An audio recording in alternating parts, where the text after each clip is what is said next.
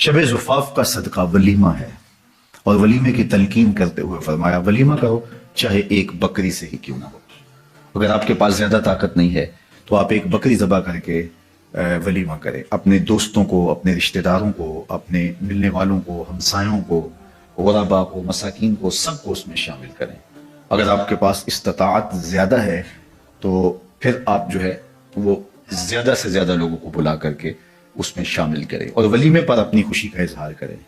ये जो 500, 600, 700 लोग लेकर बेटी वालों के ऊपर हमलावर होते हैं ना, इसको छोड़ दें। ये ज्यादती है। आपको खुशी है तो उस खुशी का इजहार अपने घर कीजिए, इसका रिवाज डालिए। ये 300, 400 लोगों की बारात लेकर हमलावर होना, बेटी वाला कर्ज उठा के मजबूर होके वो खाना तैयार कर रहा है। और पहले पता क्या कहते हैं, हमारे मेहमानों को खाना अच्छा देना और चाहे बेटी को कुछ देना ना देना। ये हमारे पास बड़े स्टेटस वाले लोग आएंगे हमारे साथ जो आएंगे, खाना बस अच्छा दे देना। यहां से शुरू होता है, फिर उसके बाद कहते हैं ये भी दे देना, ये भी दे देना। यार जिसने बेटी दे दी उसने रखा क्या? और वो कर्ज उठा के तुम्हें दे रहा है। और इससे ज्यादा कमीनगी और क्या हो सकती है? इससे तो झोली फैला के गलियों में मांग लेते तो अच्छा था। इससे तो गलियों में मांग लेना अच्छा था, और तुम मजबूर बेटी वाले से मांग रहे हो और तुम्हें पता है कि वो कर्ज उठा के अपनी बेटी के लिए जहेज तैयार कर रहा है। एक दफा एक खातून मेरे पास आई, रोज ऐसे लोग आते हैं, तो उसने कहा कि खाने का मसला है तो आप हल कर दीजिए। जो गुर्बत की हालत थी उनकी, जो पोजीशन थी बच्ची के लिए, जो 2, 4, 10 जुड़े बनाए या जिस तरह हुआ उनका, तो मैंने कहा आपका घर भी किराए का है और मकरूज आप हैं, वो आप उनको समझा नहीं सकते। वो कौन है? वो आपको जानते नहीं। तो वो कहने लगी वो सक्का भाई है मेरा जो बारात लेके आ रहा है। सक्का भाई है, बहन के यहाँ बारात लेके आ रहा है और बहन किराए के घर में रहती है और बेटी के लिए बमुश्किल 2, 4 जोड़े उसने बनाए हैं। वो कहता है कर्ज उठाओ, मेरे मेहमानों को खाना अच्छा खिलाना तुम। अब इसको क्या हम खुशी कहेंगे? इसको क्या हम कोई स्टेटस कहेंगे? ये सवाए बेशर्मी की और कुछ नहीं है। और मैं समझता हूं कि अमीर तो अमीर पे जुल्म करता है या गरीब भी गरीब पे जुल्म करते हैं। उस बहन को भाई कहता कि तेरी बेटी जवान है, मैं आऊंगा अपने बेटे को लेकर, निकाह होगा, 2 जोड़ों में घर ले जाऊंगा, मैं कोशिश करूंगा कि तेरी बेटी मेरे घर में खुश रहे और मेरी जानब से तुझे ठंडी हवा पहुंचती रहे। तेरा 1 रुपया भी नहीं लगने दूंगा, मुझे चाय पिला देना, बस इतना ही काफी होगा। तू मेरी बहन है, मेरे बाप की बेटी है, मेरा खून है। किस तरह मैं जो है वो गवारा करता हूं कि 50 आदमियों का बोझ तुम्हारे ऊपर लाद दूं, तुम्हारे घर में जो है वो एक फौज लेकर के आ जाऊं, हमलावर हो जाऊं इतने लोगों के साथ तुम्हारे घर में। क्या ये इंसानियत है? और ये खुशी है? इसको खुशी नहीं कहते, ये ज्यादती है, ये जुल्म है। और ये रोज मुआशरे में होता है, एक दूसरे के साथ हम करते हैं। ये उन लोगों से पूछिए जिनकी दहलीज पे बेटियां बूढ़ी हो रही हैं और वो बेचारे फिक्र में हैं कि किस तरह इनको घर से उठाया जाए। गरीब आदमी तो उठ नहीं सकता जिसकी 4 बेटी हैं, सारी जिंदगी कमाता रहता है और दूसरों के घर भरता रहता है और वो फिर भी खुश नहीं होते। वो बेचारा अपना आप बेचना पड़े तो बेच के भी लगा दे, लेकिन फिर भी खुश नहीं होते। ये मुआशरे की दुखती हुई राग है। चलो उमरा, साहब सरवत, मुखय्यर हजरात, किसी हद तक मुतवस्सित तबका भी कोई सह लेता है, बर्दाश्त कर लेता है, लेकिन मुसीबत उनके लिए भी बनी हुई है। लेकिन बिलखुसूस जो गुरबा हैं उनको तो ख्याल करना चाहिए। निकाह फिल मसाजिद का माहौल पैदा करें और मसाजिद में आए, निकाह हो और घर से बेटी को रुखसत कर दें, बात खत्म। अगर आपके पास जो है वो सरवत है, नहीं तो एक बकरी से वलीमा कर दें, नहीं तो आप ज्यादा लोगों को बुला लें, कोई बात नहीं, शरीयत आपको खुशी की इजाजत देती है, लेकिन अपने घर करें ना। ये हमला आवर दूसरों के घर पे क्यों हो रहे हैं? वो कर्ज उठा के 5-5 साल तक कर्ज उतारता रहता है वो गरीब। अल्लाह अकबर। तो ये वाज़ेह में रखिए कि वलीमे में आप वसअत कर सकते हैं। बंदा समझता है मैं सूदी कारोबार कर रहा हूं, लेकिन इसके बावजूद भी मेरा कारोबार तो चल रहा है। मैं सूदी कारोबार कर रहा हूं, लोग तो मेरी इज्जत कर रहे हैं, मस्जिद की कमेटी का मैं सदर भी हूं, मैं मुअज़्ज़िज़ीन शहर में शामिल भी हूं, लोग मुझे जलसों में मेहमान खुसूसी भी बुलाते हैं, मैं MPA भी मुंतखब हो गया हूं, मुझे वजारत का कलमदान भी सौंप दिया गया है। वो मियां अल्लाह की नजर में इन चीजों की अहमियत ही नहीं है। ये चीजें होती क्या है? वो ये नहीं छीनता, वो हिदायत छीनता, वो रोटी नहीं छीनता। वो तो नमरूद को भी रोटी देता था। उसने कभी सूरज को मना नहीं किया कि इसके घर में रोशनी ना कर, ये हामान का घर है, ये कारून का घर है, ये मेरे दुश्मनों का घर है, इसके घर में रोशनी नहीं होनी चाहिए। चांद को कहता है अपनी किरणें बखेर, सूरज को कहता है अपनी रोशनी बखेर। जिस तरह बायजीद के घर में रोशनी होती है, उस मक्कार के घर में भी ऐसी रोशनी होती है, फर्क नहीं पड़ता। तो वो करम नवाजियां तो नहीं रुकती, लेकिन अल्लाह जब किसी से नाराज होता है तो उससे हिदायत की तौफीक सल्ब कर देता है, तो ऐलान जंग होता है। तो फिर वो टकरे भी मार रहा हो तो उसकी रस्म की नमाज होती है, उसका माथा झुक रहा होता है, दिल नहीं झुक रहा होता, क्योंकि हिदायत सल्ब कर रही। جب اندر سے روح ہی نکال لی جائے تو باقی بچتا کیا ہے؟ یہ بات ذہن میں رکھیے گا کہ اللہ تعالیٰ جل شانہ نے ہمیں جن کاموں سے روکا ہے، جن کاموں سے منع کیا ہے، ان کاموں کے کرنے میں ہمیں کبھی بھی بھلائی اور خیر نہیں مل سکتی۔ یہ ہم جب اچھی طرح سے ذہن نشین کر لیں، اگر اللہ پر ہمارا یقین اور یقیناً اس پر ہمارا ایمان ہے، تو پھر وہ امر جو اللہ کی طرف سے جن سے روک دیا گیا تو ہم کبھی بھی ان کے قریب تک نہ جائیں، اور جن کاموں کے کرنے کو اسے حکم دیا گیا اس کی حکمتیں نہ بھی ہمیں معلوم ہوں۔ آج جدید سائنس تحقیقات کرتی ہے تو ہمارے سامنے آتا ہے کہ وضو کے کیا فوائد ہیں۔ آج ہمیں لوگ بتاتے ہیں کہ جناب آپ امامہ باندھیں گے تو سن سٹروک سے بچ جائیں۔ آج دنیا تحقیق اور جستجو کر کے نماز اور دوران خون اور جو ہے وہ نماز کی برکتیں اور کتنی بیماریوں سے نماز کے ذریعے سے بچنے کی کہانیاں سناتے ہیں۔ اچھی بات ہے، نماز سے صحت پہ اثر پڑتا ہے، یہ اچھی بات ہے کہ وضو سے بہت ساری بیماریوں سے نجات ملتی ہے، یہ اچھی بات ہے کہ سر پہ امامہ باندھ لے تو سن سٹروک سے بچ جاتے ہیں، یہ اچھی بات ہے کہ آپ روزہ رکھتے ہیں تو کینسر جیسے امراض سے آپ کا بچاؤ ہوتا ہے، یہ اچھی بات ہے کہ فلاں عمل کرتے ہیں تو فلاں ہوتا ہے۔ لیکن صاحب ہم سن سٹروک سے بچنے کے لیے امامہ نہیں باندھتے، ہم محمد نبی کی ادا کے لیے باندھتے ہیں۔ دوران خون کے لیے نماز نہیں پڑھتے، ہم رب کے حضور سجدہ ریزی کے لیے اس کے حضور اپنی نیاز مندیوں کا سر جھکاتے ہیں۔ تو حکمتیں بھی ہیں، وہ برکتیں ذیل میں آتی ہیں۔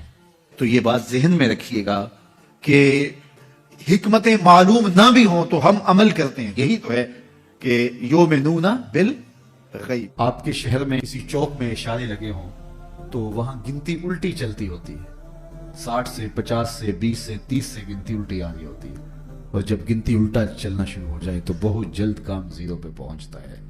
ہماری سانسوں کی گنتی الٹی چل رہی ہے اور ہم یہ سمجھ رہے ہیں کہ بڑے ہو رہے ہیں، صاحب ہم چھوٹے ہو رہے ہیں۔ ایک بزرگ فرماتے تھے مجھے ان الانسان لفی خسر کا ترجمہ سمجھ میں نہیں آتا تھا۔ ایک دن میں سمرقند کے بازار سے گزر رہا تھا، وہاں ایک بندہ پھٹے پہ برف رکھ کے بیچ رہا تھا اور ساتھ آواز دے رہا تھا، ارحموا ارحموا علی من یذوب راس مالہ، او گزرنے والوں میرے پہ ترس کھاؤ، مجھ سے برف لیتے جاؤ، میں ایسا تاجر ہوں جس کا راس المال پگھلتا جا رہا ہے۔ کیونکہ برف ایک ایسا سودا ہے جو گاہک کا انتظار نہیں کرتا۔ آپ کپڑا بیچتے ہیں، آج گاہک نہیں آیا، کل ہو سکتا ہے 2 آنے مہنگا بیچ رہے ہیں۔ آج پیٹرول بیچتے ہیں آپ، ہو سکتا ہے کل پڑا چھیر پہ اوپر چلا جائے اور آپ کو کروڑوں میں فائدہ ہو جائے۔ لیکن آپ اگر برف بیچتے ہیں، کل مہنگی بھی ہو گئی تو برف ہی نہیں ہوگی، بیچیں گے کیا؟ تو وہ کہتا لوگوں میرے پہ ترس کھاؤ، مجھ سے برف لیتے جاؤ، میں ایسا تاجر ہوں جس کا راس المال پگھل رہا ہے۔ کہتے جب اس نے یہ آواز لگائی نا تو میرے قدم رک گئے اور میں نے کہا صاحب مجھے ان الانسان لفی خسر کا ترجمہ سمجھ میں آ گیا۔ جس طرح تیری برف پگھلتی جا رہی ہے میری زندگی پگھلتی جا رہی ہے، تیری برف قطرہ قطرہ پگھل رہی ہے اور میری زندگی سانس سانس پگھل رہی ہے۔ اور اگر تو اب بر وقت برف بیچ لے، اس کے بدلے درہم لے لے، دینار لے لے، پارچہ جات لے لے، وہ جنس لے لے تو تجھے فائدہ ہے۔ اور میں بھی ان سانسوں کے بدلے درود پڑھ لوں، ان سانسوں کے بدلے قیام کر لوں، رکوع کر لوں، سجود کر لوں، کسی دکھی کے سر پہ ہاتھ رکھ دوں، کسی مشکل میں پھنسے ہوئے شخص کو چھڑا دوں تو یہ میری سانسیں کام آ جائیں۔ ورنہ یہ سوئے ہوئے بھی میری زندگی ٹوٹ رہی ہے اور میری سانسیں ٹوٹ ٹوٹ کے مجھ کو کاٹ رہی ہیں۔ یہ ایک آری ہے جو چیر رہی ہے۔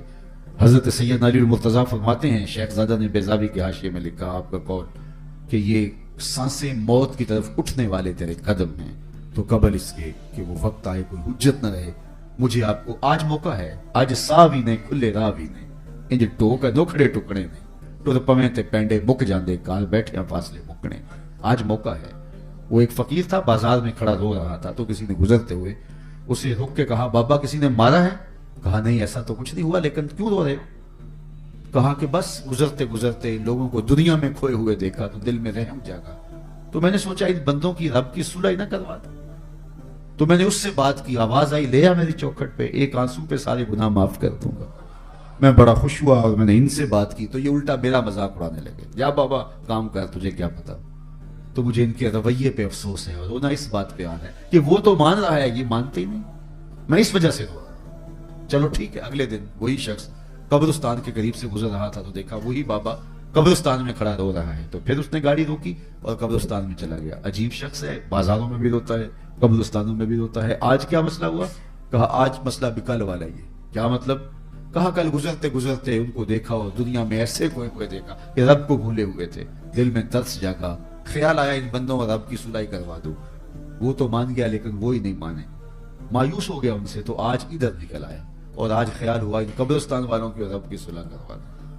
تو دلچسپی سے پوچھا آج کیا بنا؟ کہا آج یہ مان گئے ہیں، وہ نہیں مانتا، آج وہ مان رہا ہے، ہم بھی مان رہے ہیں، اور اپنے آپ کو مالک کی دہلیز پہ لے آئے۔ آج لے ان کی پناہ، آج مدد مانگ ان سے، کل قیامت کو نہ مانیں گے اگر مان گیا۔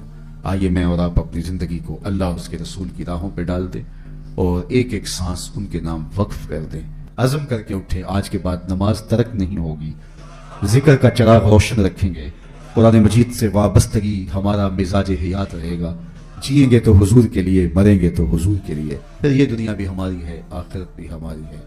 اللہ مجھے آپ کو اپنی پناہوں کا نور دے۔ زندگی میں کبھی احیاناً، کبھی کبھار اگر زبان سے جھوٹ نکل جائے مزاح میں یا ویسے، تو اس کی فوراً توبہ کرنی چاہیے۔ جب کوئی شخص جھوٹ بولتا ہے اس کے منہ سے بدبو نکلتی ہے، اللہ کے فرشتے 1 میل دور تک چلے جاتے ہیں، رحمت کے فرشتے، اور اگر پھر بولتا ہے تو 1 میل اور چلے جاتے ہیں نیچے۔ لوگ کہتے ہیں کہ ہمارا کاروبار خراب ہو گیا، گھر سے برکت اٹھ گئی، تو اس کا سبب یہ سمجھتے ہیں کسی نے تعویذ ڈال دیے۔ میاں جھوٹ چھوڑ دو، رحمت کے فرشتے نیڑے آ جائیں گے، تمہارے گھروں کے دور چلے گئے۔ تم نے گھر میں تعویذ باندھ دیا، گھر میں ہنڈیاں بھی الٹی لٹکا دی، تم نے جو ہے وہ بتیاں بھی جلائیں گھر میں، تم نے بڑا کچھ کیا لیکن جھوٹ نہیں چھوڑا۔ تمہاری بتیاں جلانے سے، تعویذ لٹکانے سے فرشتے واپس نہیں آئیں گے، فرشتے واپس تب آئیں گے جب جھوٹ چھوڑو گے۔ تو جھوٹ چھوڑو، رحمت کے فرشتے نیڑے آ گئے تو رحمتیں برسنا شروع ہو جائیں۔ تو ہم بیماری اور ہے، علاج اور کر رہے ہیں۔ کچھ لوگوں کا تو کام ہی جب بھی کوئی مشکل بنی تعویذ دینے دوڑ پڑتے ہیں، اور بابا بھی کہتا ہے چنگا ہو گیا تو آ گیا، ورنہ چل جانا تھی تمہیں۔ چونکہ اگر وہ یہ نہ بتائے تو اس کا تو کاروبار ختم ہو گیا، وہ تو بیٹھا اسی کام کے لیے ہے۔ اس نے تو ٹاٹن جو ہے وہ رات فوٹو سٹیٹ کروا کے رکھے ہوئے، 10 اس کو دینے، 15 اس کو دینے، وہ تو کام ہی کرتا ہے۔ اور وہ کہے کہ نہیں بابا تیرے گھر میں جھوٹ ہے، تیرے رزق میں ملاوٹ ہے، تو نماز نہیں پڑھتا، تو سجدہ ریز نہیں ہوتا، تیرے یہ خرابیاں، تو پھر بابے کے پاس کسی نے کیا لینے آنا؟ جب مشکل ہوگی تو مصلے پہ سر جھکائے گا، بابا تو بھوکا مر جائے گا۔ اس لیے بابا کہتا چنگا ہو گیا تم آیا ویلے سے، نہیں تو یہ چل جاتے تھے، نہیں تو کچھ رہنے نہیں تھا۔ پھر مریض بن جا، ہر اتوار کو بابے کے در پہ حاضری دینی پڑتی ہے۔ چھوڑو بابوں کو، اللہ کی چوکھٹ پہ آ جاؤ۔ 5 گانا نماز یہ شعار زندگی بنا لو، دیکھنا گھر میں برکتیں اتریں گی۔ جھوٹ نہ بولو، فرشتے رحمت کے نیڑے آ جائیں گے۔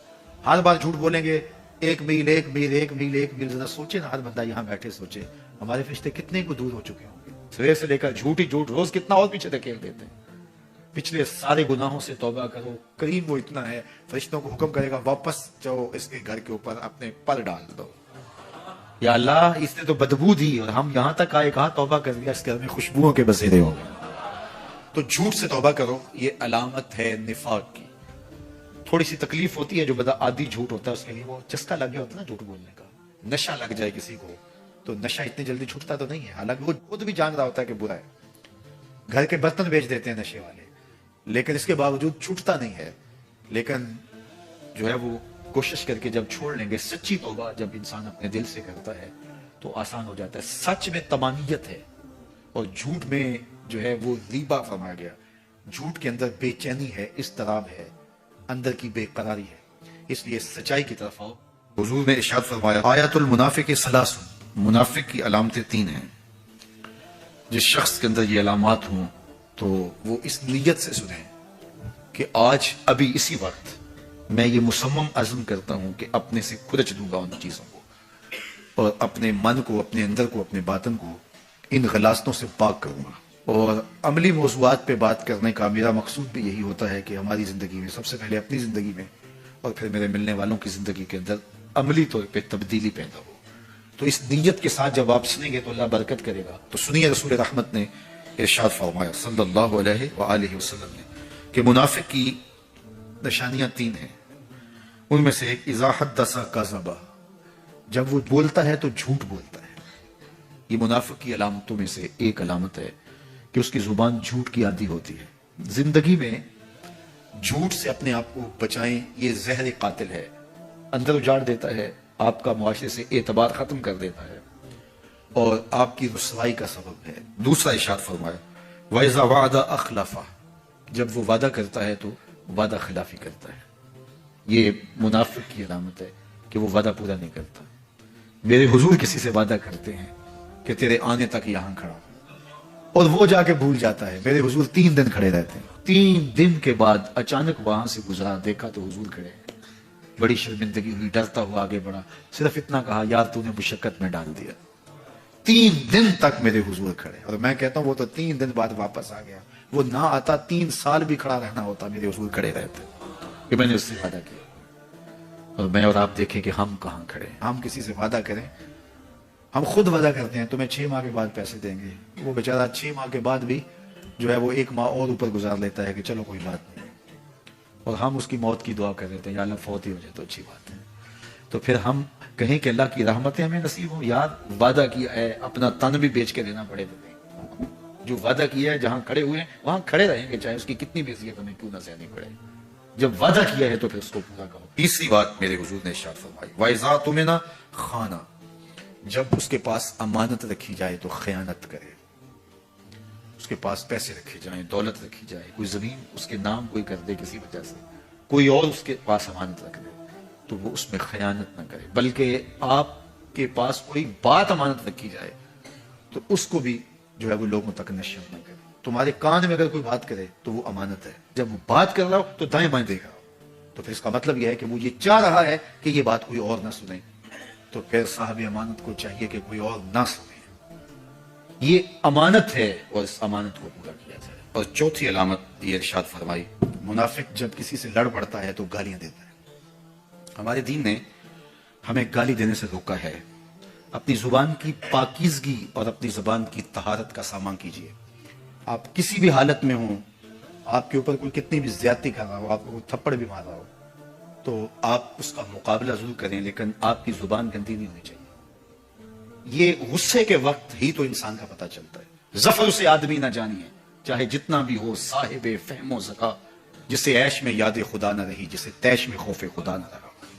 عیش کی زندگی ہو یا تیش کی زندگی، خوشی کا مرحلہ ہو یا مرحلہ غم، آپ دیکھو نارمل زندگی کے اندر تو آپ معتدل ہوں گے ہی ہوں گے، لیکن جب آپ کا بیلنس خراب ہوتا ہے خوشیوں کے وفور کی وجہ سے، اس وقت پتہ چلے یہ ہے انسان کا امتحان، یہ ہے انسان کی آزمائش۔ منافق کی علامت بتائی گئی، وَإِذَا خَاصَمَ فَجَرَ، جب وہ کسی سے لڑائی کرتا ہے تو پھر گالیاں بکنا شروع کر دیتا ہے۔ یہ منافقوں کی علامات میں سے ایک علامت ہے، جب وہ لڑتا ہے تو گالیاں بکتا ہے، جھوٹ بولتا ہے، امانت میں خیانت کرتا ہے، اور عہد کرے تو اس کی پاسبانی نہیں کرتا۔ اللہ ہمیں عہد کی پاسبانی کی توفیق دے۔ عرب کے دستور کے مطابق بچوں کو دور دیہاتوں میں بھیجا جاتا تھا تاکہ ان کی زبان میں فصاحت پیدا ہو۔ عرب اس پر کمپرومائز نہیں کرتے تھے کہ بچوں کو فصیح ہونا چاہیے، مائیں جدائی کاٹ لیتی، لیکن وہ بچوں کی زبان پر کوئی کمپرومائز نہیں کرتے تھے کہ یہ بالکل فصیح اللسان ہونا چاہیے، کیونکہ فصاحت عرب کا جوہر ہے۔ تو اس اصول کے مطابق حضور علیہ الصلوۃ والسلام کو بھی بنو سعد میں لے جایا گیا۔ دائیاں تو بہت آئیں اور مکے میں بچے ڈھونڈتی رہیں، لیکن حلیمہ کے بخت جاگ گئے کہ انہیں حضور نصیب ہوئے۔ حلیمہ سعدیہ سلام اللہ علیہا فرماتی، جب میں حضور کو لینے آئی تو سبز کپڑے میں حضور ملبوس تھے، سبز حریر میں سبز کپڑے میں حضور لپٹے ہوئے تھے، اور میں آگے بڑھی اور آ کے کپڑا اٹھایا تو حضور کی 2 آنکھوں کے درمیان سے نور نکلا جو آسمانوں تک چلا گیا، اور مجھے دیکھ کے حضور مسکرا پڑے۔ جب حلیمہ سعدیہ آئی تھی تو ان کے پاس کمزور سی اونٹنی تھی جو پیچھے رہ جاتی، آگے والی پھر رک کے ان کو شامل کرتی، پھر وہ پیچھے رہ جاتی، لیکن اب حضور کو لے کے جب چلی تو وہ اتنی سری و رفتار ہو گئی کہ ہم جولیاں کہنے لگی کہ حلیمہ تو نے سواری بدل لی ہے؟ حلیمہ بولتی ہے سواری نہیں، میں نے سوار بدلا ہے۔ اللہ اکبر۔ اور اب وہاں پہنچتی ہیں تو گھر میں اجالے آ جاتے۔ قاضی ثناء اللہ پانی پتی نے تفسیر مظہری میں لکھا ہے کہ باقاعدہ عورتوں نے آ کے حضرت حلیمہ سعدیہ سے پوچھا کہ تم اتنی امیر ہو گئی ہو کہ رات کو بھی چراغ نہیں بجھاتی؟ بڑے بڑے امیر لوگ بھی رات کو چراغ بجھا کے سوتے ہیں، تیرے گھر میں رات کو بھی چراغ جلتا رہتا ہے؟ تو فرمایا آؤ میں تمہیں بتاؤں میرے گھر میں چراغ کون سا ہے۔ حضور پالنے میں تھے، اشارہ کر کے کہا ما کننا نحتاج الی السراج من یوم اخذنا ہو، جب سے یہ پیارا گھر میں آیا ہے سارے دیے توڑ دیے، دیے کی ضرورت نہ مشعل کی حاجت، عجب روشنی تو نے پائی حلیمہ۔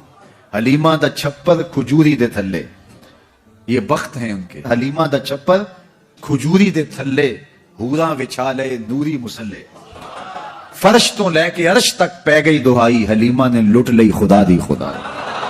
وہ سارا دن تو صحراؤں میں گھوم لیتی تھی، اسے جب بھوک لگتی تھی لبوں کو چوم لیتی۔ یہ بات درست ہے، اس کو ہمیں کھلے دل سے قبول کرنا چاہیے کہ ہم مسلمان ہونے کے باوجود ان قدروں کو اختیار نہ کر سکے جو ہمارے آقا نے ہمیں دی۔ اکبر آبادی نے کہا تھا مس پہ ہے اپنی نظر اور سیم ان کے ہاتھ میں. ہم تو تانبے پہ نظر جمائے ہوئے ہیں اور چاندی وہ لوگ لے گئے. اقدار عالیہ، رویوں کی خوبصورتی، قوانین کی بالادستی اور زندگی کا بہت سارا جمال وہ ہم سے چھین کے لے گئے. یہ خزانہ ہمارا تھا لیکن صاحب جام اسی کا جو بھڑ کے تھام لے، جو بھی محنت کرے. ایک وہ زمانہ بھی تھا کہ شارلمان اس کے لارڈز ابھی دستخط کرنے کی مشق سے گزر رہے تھے. ابن حزم کے قلم سے 1000 کتابیں نکل چکی. وہ زمانہ بھی ہم نے دیکھا جب پیرس میں کیچڑ تھا اور بغداد عروس البلاد کہلاتا تھا. ہم نے وہ دور بھی دیکھا ہے جب وہ سواد آشنا بھی نہیں تھے، حرف آشنا بھی نہیں تھے اور ہمارے منجم ستاروں پہ کمندے ڈالتے تھے. جب ہم محنت کرتے، خدائے زندہ زندوں کا خدا ہے، یہ اس کا اصول ہے، یہ اس کا ضابطہ ہے. لیکن جب ہم جو ہیں وہ پیچھے آ گئے تو انہوں نے آگے بڑھ کر جام تھام لیا. یہ بات میں ضرور کہوں گا، خیر کی قدریں جہاں بھی ہیں، کسی کفر کے معاشرے میں بھی ہیں، لیکن وہ پھوٹتی میرے حضور کے قدموں سے ہی. چوکھٹ اسی سے ہی فیض اور نور اور روشنی پھوٹی ہے، اجالے یہی سے گئے. ورنہ انسان آج بھی زنجیروں میں جکڑا ہوتا. وہ کیسا سماج تھا کہ جب بیٹی کو زندہ درگور کر کے باپ آتا تھا تو معاشرہ اسے داد دیتا تھا کہ تو نے اپنی آبرو بچا لی، تو نے اپنی عزت بچا لی. اور یہ اتنا بڑا گناہ جو قیامت کے دن سب سے پہلا سوال نماز کا ہوا، لیکن سب سے پہلا فیصلہ قتل کا ہوگا. دوسرے لفظوں میں یوں کہہ لیجیے، حقوق اللہ میں سب سے پہلے نماز کا سوال ہوگا اور حقوق العباد میں سب سے پہلا فیصلہ جو ہے وہ قتل کا ہوگا. اور قتل میں بھی وہ بچیاں جو زندہ درگور کی گئی ان کا مقدمہ پہلے لایا جائے گا. قرآن بتاتا ہے وَإِذَا الْمَوْءُودَةُ سُئِلَتْ بِأَيِّ ذَنبٍ قُتِلَتْ. قبروں میں گڑی ہوئی بچیاں اٹھائی جائیں گی، اللہ کی عدالت ہوگی، ان کے ظالم باپ کٹہرے میں کھڑے ہوں گے. اللہ ان بچیوں سے پوچھے گا بِأَيِّ ذَنبٍ قُتِلَتْ، تمہیں قتل کیوں کیا گیا؟ اب ان بچیوں کو تو پتہ ہی نہیں ہمیں کیوں قتل کیا گیا. ابھی آنکھ کھلنے نہیں پائی تھی کہ بند کر لی گئی، زبان بولنے نہیں پائی تھی کہ نوچ لی گئی، زندگی کا پھول ابھی کھلا ہی نہیں تھا کہ مرجھا گیا. انہیں تو پتہ ہی نہیں ہمارے ظالم باپوں نے یہ قیامت کیوں اٹھائی، یہ غضب کیوں توڑا، ہمارے معصوم دامن پہ کون سا داغ دیکھا کہ ہمارے ظالم باپوں نے ہماری زندگی نوچ لی. کہتے ہیں گڑھا کھودتے تھے، تاریخ پڑھیں، دل آج بھی خون کے آنسو ہوتا ہے. اور گڑھا کھود کر کے اس میں کھلونے رکھتے اور بچی وہاں بیٹھ جاتی، کھلونوں سے کھیلنے لگتی اور وہ اوپر سے ریت ڈالتے. اور وہ بچی پہلے تو اس کو کھیل سمجھتی اور وہ اس کھیل میں خود شریک ہوتی، لیکن جب اس کے کندھوں سے اوپر تک ریت بڑھتی، اس کی سانس دبنے لگتی، پھر اسے سمجھ آتی یہ کہانی کوئی اور ہے. پھر وہ معصوم اور ننھے ہاتھ جوڑ کے اپنے باپ سے زندگی کی بھیک مانگتی، لیکن ظالم سفاک باپ ریت ڈالتا اور یوں اس کی سسکیاں، اس کی آہیں، اس کی چیخیں، اس کے آنسو اس ریت میں دب جاتے. اور اس معصوم ننھی چڑیا کے لیے نہ کوئی موم بتیاں جلانے والے تھے، نہ کوئی اس کے لیے احتجاج کرنے والے تھے، اور نہ کوئی اس کی FIR کٹتی تھی. باپ کو بھی داد ملتی، ماں کو بھی داد ملتی. معاشرہ صفاق اس پہ ماتم کرنے کی بجائے اس پہ خوشیوں کا اظہار کرتا. پہلی آواز پورے عرب میں جو اٹھی اور بلند ہوئی وہ میرے حضور کی تھی. بیٹیوں کو قتل کرنے والوں سن لو، میری فاطمہ میرے جگر کا ٹکڑا ہے. یہ پہلی آواز تھی. یہ صرف کلمہ محبت ہی نہیں ہے، اس ظالمانہ سماج کے خلاف جو ہے وہ علم جہاد میرے حضور نے بلند کیا. میری بیٹی میرے جگر کا ٹکڑا ہے. اور کہا جو دو بیٹیاں، دو بہنیں اللہ کی رضا کے لیے پروان چڑھائے ان کا نکاح کر دے، قیامت کے دن وہ یوں میرے نیڑے ہوگا جس طرح یہ دو انگلیاں. یہ جب میرے حضور نے فرمایا، مجمع سے ایک شخص کھڑا ہو گیا. حضور کیا جس کی دو بیٹیاں نہیں ہیں اس کو یہ اعزاز نہیں ملے گا؟ کسی بیچارے کی دو بیٹیاں نہ ہو، ایک بیٹی ہو، تو کیا اس کو یہ احساس نہیں ملے گا کہ وہ آپ کا ساتھ پائے؟ حضور نے فرمایا اسے بھی ملے گا. لیکن میں آپ کو دعوت فکر دیتا ہوں کہ اس سوال کے پیچھے کی کیفیت دیکھیے. اس کی ایک بیٹی تھی، کہاں بیٹیاں زندہ درگور ہو رہی ہیں اور کہاں ایک بیٹی والا کہتا ہے کاش کہ میری بھی دو. یہ تھا لایا ہوا میرے حضور کا نظام. بیٹیوں والے فخر کرنے لگے کہ ہماری بیٹیاں، یہ ہماری بخشش کی ضمانت ہوگی. دو بیٹیوں کا نکاح کر لو، بخشش کی ضمانت. قسم رب دی مینو سب تو پیارا یا رسول اللہ. قسم رب دی مینو سب تو پیارا یا رسول اللہ.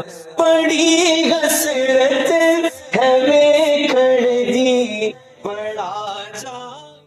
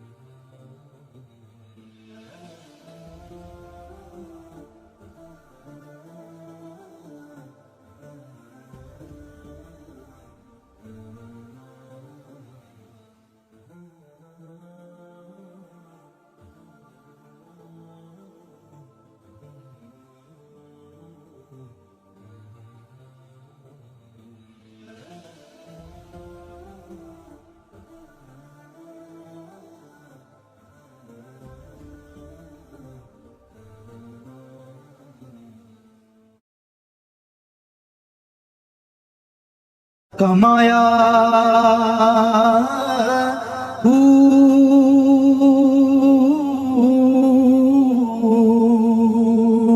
نہ میں بھج مسیتی وڑیا نہ تسبیح